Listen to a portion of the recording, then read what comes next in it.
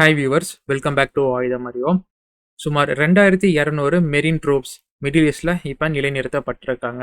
எப்போ வேணாலும் இந்த ட்ரூப்ஸ் ஈரான்குள்ள நுழையலாம் அப்படிங்கிறது தான் தற்சமயம் கிடைச்சிருக்கக்கூடிய செய்தியாக இருக்கு. இதற்கு பின்னாடி என்ன நகர்வுகள் அமெரிக்காவால் செய்யப்பட்டுக்கிட்டு இருக்கு, எது மாதிரியான சம்பவங்கள் நடக்க இருக்கு அப்படிங்கிறத இன்னைக்கான காணொலியில் நாம் பார்க்க போகிறோம். பட் பேரலா நேற்றிலிருந்து எல்லாருமே ஒரு செய்தியை கேட்டிருப்பீங்க. E3 ஏவேக்ஸ் அப்படிங்கிறது அமெரிக்காவின் ஏவேக்ஸ் பிரின்ஸ் சுல்தான் ஏர்பேஸில் தாக்கப்பட்டு அளிக்கப்பட்டிருக்க ஈரானின் ஏவுகணை மற்றும் ட்ரோன் தாக்குதலால்.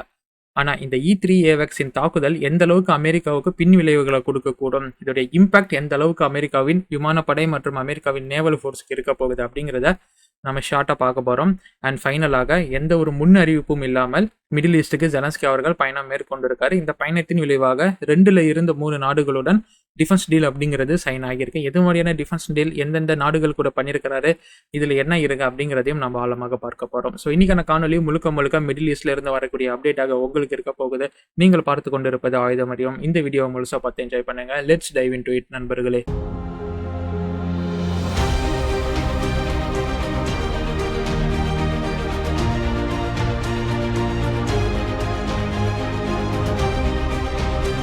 பென்டகன் பற்றின ஒரு ரிப்போர்ட் நமக்கு கிடைச்சிருந்தது. அதை படித்து பார்க்கும்போது பென்டகன் ஒரு டிராஃப்டை ரெடி பண்ணிட்டு இருக்கிறாங்க அப்படின்னும், ஈரான்குள்ள நடத்த போகும் கிரவுண்ட் இன்வேஷன் பற்றின பாசிபிலிட்டிஸ், அதில் இருக்கக்கூடிய சேலஞ்சஸ் பற்றின டிராஃப்ட் அப்படிங்கிறது தெரிய வருது. பென்டகன் இப்போ அமெரிக்காவின் ஒரு வாரத்துக்கு தேவையான கிரவுண்ட் இன்வேஷன் பிளானை ரெடி பண்ணிட்டு இருக்கிறாங்க அப்படிங்கிறது தான் அந்த ரிப்போர்ட் மூலியமாக நமக்கு தெரிய வரக்கூடிய செய்தியாக இருக்கு.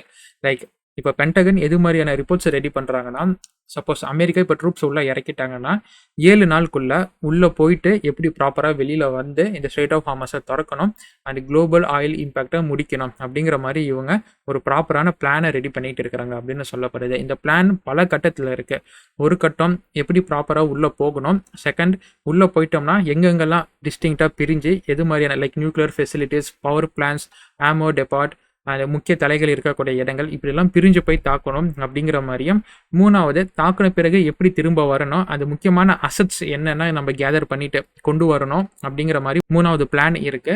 அந்த நாலாவது எக்ஸிட் ஸ்ட்ராட்டஜி, அடிச்சுட்டு ப்ராப்பராக எப்படி வெளியில் வருது, எடுத்த கிஃப்டோட எப்படி வெளியில் வருது அப்படிங்கிறது தான் நாலாவது ஸ்ட்ராட்டஜியாக இருக்கு. இது எல்லாமே சேர்த்து ஒரு பிளான் ஏன்னு வச்சுக்கிட்டிங்கன்னா, பிளான் பி என்னன்னா, ஈரானை அடித்து தாக்கியாச்சு, உள்ளே இருக்கக்கூடிய ரிசோர்ஸஸை எடுத்துகிட்டு வந்தாச்சு.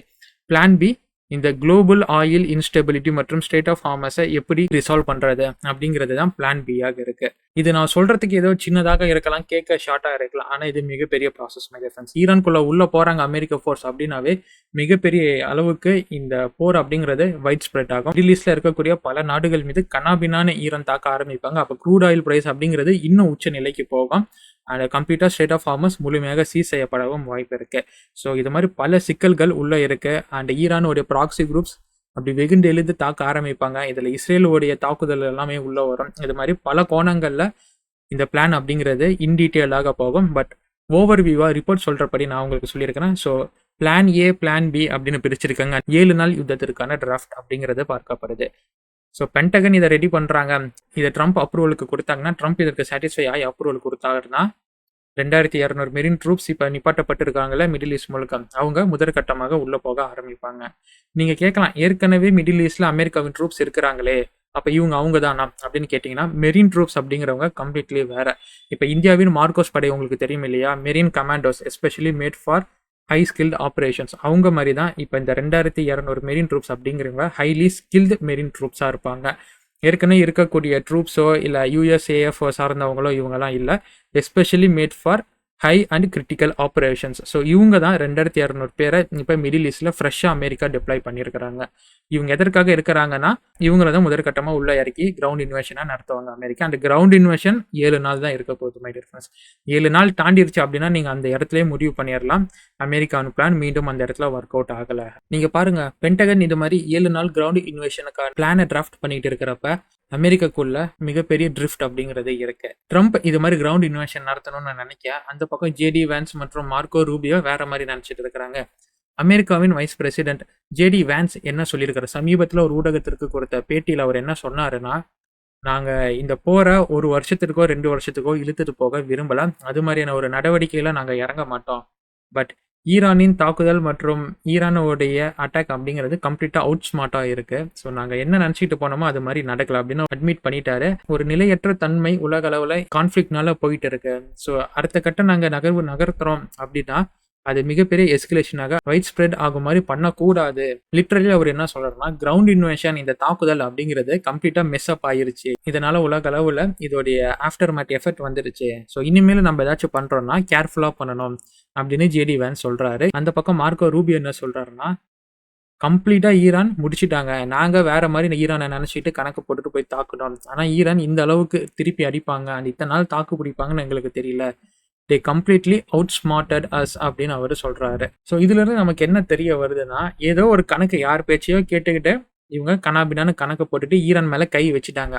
ஆனா இவங்க எதிர்பார்த்த மாதிரி இல்லை, இவங்களுக்கு ஒருத்தங்க சொன்னாங்கன்னு நான் சொன்னேன் இல்லையா, அவங்க சொன்ன மாதிரியும் இந்த இடத்துல எந்த சினாரியோவுமே இல்லை. கம்ப்ளீட்டா வேற மாதிரி சினாரியோ இருந்திருக்கு. இதை கம்ப்ளீட்டா எதிர்பார்க்காத அமெரிக்கா உள்ள கையை விட்டுட்டு இப்போ வெளியே கையை எப்படி எடுக்கிறதுன்னு தெரியாம சிக்கிட்டு இருக்கிறாங்க. கிரவுண்ட் இன்வேஷன் அப்படிங்கிறதுக்கான டிராஃப்ட் நடந்துகிட்டே இருக்கு. ஸோ இது எங்கே போய் முடியும் அப்படிங்கிறது எனக்கு தெரியல. இதற்கு நடுவில் அமெரிக்காலே ஃப்ளோரிடாவாக இருக்கட்டும், வாஷிங்டன் டிசியாக இருக்கட்டும், இல்லை ஒயிட் ஹவுஸுக்கு முன்னாடியே கூட பல லட்சம் பேர் ட்ரம்ப்புக்கு எதிராக இந்த போராட்டத்தை நடத்திட்டு இருக்கிறாங்க. ஒரே ஒரு அஜெண்டாக்காக, அது உடனடியாக ஈரான் வர நீங்கள் கைவிடணும் அப்படின்னு. அடுத்து பிரின்ஸ் சுல்தான் ஏர்பேஸில் நடந்த தாக்குதல் பற்றி பார்த்தோம்னா, ஒரு E3 AWACS அப்படிங்கிற அமெரிக்காவின் உயரிய போர் விமானம் தாக்கப்பட்டு அளிக்கப்பட்டிருக்கு. இது இல்லாமல் 5ல் இருந்து 7 KC-135 அமெரிக்காவின் ரீஃபியூயல்ஸ் அப்படிங்கிறது முழுமையாக அளிக்கப்பட்டிருக்கு அப்படின்னு தகவல்கள் வருது. இதில் முக்கியமான விஷயம் என்னன்னா, இதை பற்றி டீட்டெயில்டாக என்ன நடந்துச்சு, எத்தனை போர் விமானங்கள், எத்தனை ஏர் ஃபியூயல்ஸ் நம்ம லாஸ் பண்ணோம் அப்படிங்கிறத சொல்லக்கூடாது அப்படின்னு அமெரிக்காவின் உயர்மட்ட தலைமையில் இருந்து சென்காமுக்கு அறிவுறுத்தப்பட்டிருக்கு. ஸோ செய்திகள் ஆமாம் தாக்கப்பட்டுச்சான்னு கேட்டால் தாக்கப்பட்டுச்சு, அழிக்கப்பட்டுச்சான்னு கேட்டால் ஆமாம் அழிக்கப்பட்டுச்சு அப்படின்னு தான் அவங்க சொல்கிறாங்களே தவிர, இத்தனை போர் விமானங்கள் அழிக்கப்பட்டது, இத்தனை இடத்துல நாங்கள் பதிலடி தாக்குதல் கொடுத்தோம், இத்தனை வீரர்கள் இறந்தாங்க அப்படின்னு அஃபிஷியல் கவுண்ட் இவங்க கொடுக்கல. சரி, KC-135 ரீஃபியூல்ஸ் அமெரிக்கா கிட்ட எக்கச்சக்கமாக அமெரிக்காவின் விமானப்படையில் இருக்குது. அவங்க இன்னைக்கு நினைச்சா நாளைக்கே 10 புதுசாக அவங்களால ஆட் பண்ண முடியும். அந்த அளவுக்கு இதோடைய ப்ரொடக்ஷன் கெப்பாசிட்டி அமெரிக்கா கிட்ட இருக்கு. ஆனால் இன்னொரு பக்கம் E3 AWACSன்னு ஒன்று பார்த்தோம் இல்லையா, ஒன்று அளிக்கப்பட்டது, கீ ரோல் பிளே பண்ணுது. இந்த AWACS அப்படிங்கிறது இந்தியாவின் நேத்ரா AWACS நமக்கு தெரியுங்களா, ஆப்ரேஷன் சிந்தூர்ல எப்படி நம்மளுடைய ஏர் கமாண்டை கோஆர்டினேட்டரை வச்சு செயல்பட வச்சதோ அது மாதிரி ஒரு முக்கியமான ஏரியல் அசட்ஸ். ஒரே நேரத்தில் இது வானத்தில் பறக்கக்கூடிய ஒரு கம்ப்ளீட் ஏர்போன் கமாண்ட் சென்டராகவும் இருக்கும். தேவைப்பட்டால் இது தாக்குதல் நடத்தக்கூடிய ஃப்ளையிங் டேங்காகவும் வரும். பெரிய அளவுக்கு மிசைல்ஸை போடும், அந்த ஃபிளார்ஸை போடும். இது மாதிரியான ஆப்ரேஷனும் இதை பண்ணோம். இந்த E3 வேரியன்ட் மொத்தம் அமெரிக்கா கிட்டேயுமே 16 17 தான் இருக்கு. அதில் 6 இந்த மிடில் ஈஸ்ட்டுக்கு அவங்க கொடுத்துருக்குறாங்க அவங்களுடைய சேஃப்டிக்காக.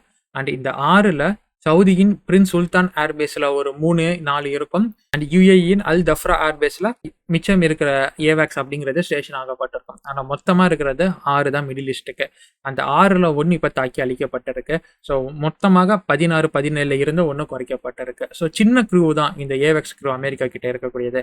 அமெரிக்கா எத்தனை நாடுகளில் எத்தனை சென்டர்ஸை வச்சிருக்காங்க, எத்தனை நாடுகளுக்கு எதிராக வம்பு இழுத்து வச்சிருக்காங்கன்னு தெரியும். ஸோ அவங்களுடைய இஷ்யூ அண்ட் அவங்களுடைய ஜியோ பாலிட்டிக்கல் கான்ஃப்ளிக்டை பொறுத்த வரைக்கும் ஒரு 16 AWACS அப்படிங்கிறது ரொம்ப கம்மியான ஒரு மினிமல் க்ரூ தான் அவங்களுக்கு. அந்த க்ரூலையும் ஒன்று தாக்கப்பட்டு அழிக்கப்பட்டிருக்கு அப்படிங்கிறது அவங்களுக்கு கொஞ்சம் நெருக்கடியை கொடுக்கக்கூடிய செய்தியாக தான் இருக்கு. சரி, இது மட்டும்தான் அமெரிக்கா கிட்ட இருக்கா அப்படின்னு கேட்டிங்கன்னா இல்லை. E3யோட ஒரு அட்வான்ஸ்டு வேரியன்ட் E2D ஹாக்கைங்கிற சிஸ்டமும் இருக்கு.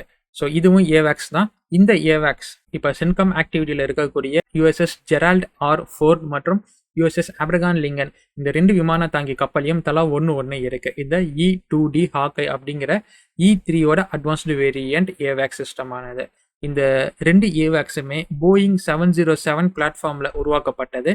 அண்ட் இதை ரீப்ளேஸ் பண்ணுற மாதிரி இப்போ அமெரிக்கா கிட்ட எதுவுமே இல்லை. ஒன்றா ஹாக்கை இல்லைன்னா இந்த E3. ஸோ இப்போ உங்களுக்கு புரியும் நினைக்கிறேன் ஈரான் எது மாதிரியான ஒரு பிளாட்ஃபார்ம் அடிச்சிருக்கிறாங்க அப்படின்னு.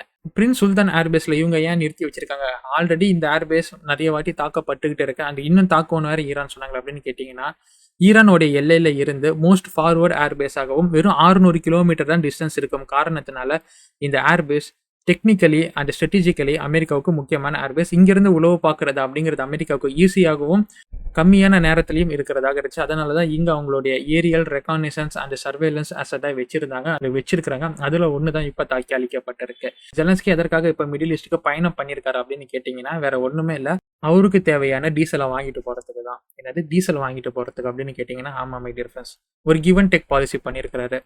சவுதி யுஏஇ, கத்தார் இந்த 3 நாடுகளுடன் 10 வருஷத்திற்கான ஒப்பந்தம் போட்டிருக்காங்க. சவுதி கூட அது அஃபிஷியலாக சொல்லப்படல. பட் யுஏஇ மற்றும் கத்தார் இந்த 2 நாடுகளுடன் 10 வருஷத்துக்கான டிஃபென்ஸ் கோஆபரேட்டிவ் பேக் அப்படின்னு போட்டிருக்காரு. ஈரான் மாதிரியான நாடுகள் கிட்ட இருந்து இப்போ வந்துட்டு இருக்கக்கூடிய aerial threats, especially missiles and drone த்ரெட்ஸை கவுண்டர் பண்றதுக்கான ஸ்ட்ராட்டஜிக் வே ப்ரொவைட் பண்றதுக்கு உக்ரைனோடைய மிலிட்ரி பர்சனல்ஸ் அங்க வருவாங்க. அண்ட் இந்த நாடுகளுக்கு கத்தார் மற்றும் யுஏஇக்கு உதவி பண்ணுவாங்க. இதை எப்படி கவுண்டர் பண்ணணும் எஃபெக்டிவா, எது மாதிரியான டிஃபென்சிவ் சிஸ்டம் வைக்கணும் அப்படிங்கறத அவங்க சொல்லுவாங்க. சரி, இவங்க எப்படி சொல்லுவாங்கன்னு கேட்டா, இவங்க தான் ஒரு நாளைக்கு 2000 இருந்து 3000 ரஷ்யாவின் ட்ரோன் தாக்குதல் அடி வாங்கிட்டு இருக்கிறாங்க. அண்ட் அதை சமாளிச்சுக்கிட்டு இருக்கிறாங்க. அந்த மிசைல் தாக்குதல் அடி வாங்கிட்டு இருக்கிறாங்க இல்லையா. ஸோ இதில் அவங்க கேதர் பண்ண எக்ஸ்பீரியன்ஸை இப்போ இந்த நாடுகளுக்கு, மிடில் ஈஸ்ட்ல இருக்கக்கூடிய நாடுகளுக்கு பகிர்றாங்க. இந்த டிஃபென்ஸ் பேக்ல ஹைலைட் என்னன்னா, இப்போ இவங்க இது மாதிரி டிஃபென்ஸ் பேக்ட் போடுறாங்களா, பதிலுக்கு இவங்க கேஷா வாங்கல, டீசலாக வாங்குறாங்க. ஒரு நாளைக்கு ரஷ்யாவை எதிர்த்து இவங்க செயல்படுறதுக்கு 7 லட்சம் லிட்டர் டீசல் ஆனது இவங்களுக்கு தேவைப்படுது. ஸோ இதை இவங்க எங்க ஃபுல்ஃபில் பண்ணுவாங்க? ஏற்கனவே இவங்க ஷார்டேஜா இருக்கிறாங்க. அந்த வின்டர் சீசன்ல பெரிய அளவுக்கு அவங்களுக்கு பவர் கட்ஸ் அப்படிங்கிறது எல்லாமே இருந்துகிட்டு இருக்கு. இது போக ரஷ்யாவும் பவர் கிரிட்ஸ் அடிச்சுக்கிட்டு இருக்கிறாங்க. ஸோ இந்த டீசல் ஜென்ரேட்டர்ஸ் எல்லாம் தான் இப்போ யூஸ் பண்ணிட்டு இருக்காங்க. இதனால தான் அந்த 7 லட்சம் லிட்டர் ஒரு நாளைக்கு தேவை அப்படிங்கிறதே இருக்கு. இந்த 7 லட்சம் லிட்டரை இவங்க இப்போ மிடில் ஈஸ்ட்ல இருக்கக்கூடிய நாடுகள் கிட்ட இருந்து வாங்க போறாங்க. ஸோ இது மாதிரி டிஃபென்ஸ் பேக்ட் மூலியமாக நான் உனக்கு என்னுடைய எக்ஸ்பீரியன்ஸை கொடுக்குறேன், நீ உன்னுடைய ஆயிலை எனக்கு கொடு அப்படின்னு கிவ் அண்ட் டேக் பாலிசியில் கொடுத்துருக்காங்க. ஸோ இதை பற்றி நான் உங்களின் கருத்துக்கள் என்ன அப்படிங்கிறத கமெண்ட் பாக்ஸில் போடுங்க. ஏதோ ஒரு விஷயத்த உன் சேனல் மூலியமாக நான் தெரிஞ்சுக்கிட்டேன்ப்பா அப்படின்னு நினச்சிங்கன்னா அது என்ன அப்படிங்கிறதையும் மறக்காமல் கமெண்ட் பாக்ஸில் போடுங்க. Your comments are always valuable. So இது மாதிரி பல காணொலிகள் உங்களுக்காக வர காத்திருக்கு. அதெல்லாம் பார்த்து என்ஜாய் பண்ணுறதுக்கு ஆயுதம் அறிவோம் டிஃபென்ஸ் அப்படிங்கிற நம்ம தமிழ் டிஃபென்ஸ் நியூஸ் சேனலை சப்ஸ்கிரைப் பண்ணிக்கோங்க. அண்ட் பக்கத்தில் இருக்கிற அந்த பெல் ஐக்கனை ஹிட் பண்ணிக்கோங்க. அப்போ தான் நாம போடக்கூடிய வீடியோஸ் உங்களுக்கு வரும், அது நோட்டிஃபிகேஷனாக வரும். Until it's signing off from ஆயுதம் அறிவோம் and stay tuned for next video my dear friends. நன்றி, வணக்கம்.